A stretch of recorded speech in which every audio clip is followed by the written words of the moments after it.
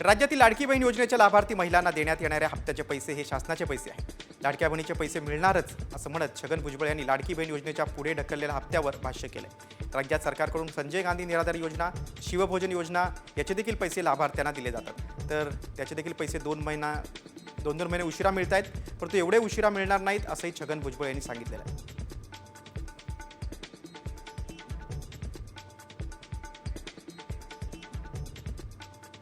आणि हे बघा, तिला देणार शासनाचे पैसे आहेत, लाडकी बहिणीचे पैसे मिळणारच आहे.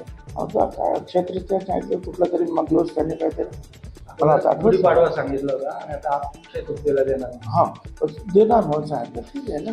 इतर खर्च जे आपले नेहमीचे आहेत ते करताना ओढा ताण होते, हे सर्वसामान्य लोकांना सुद्धा समजतं आहे. पण सरकारचे पैसे हे मिळणारच, कुठेही जाणार नाही.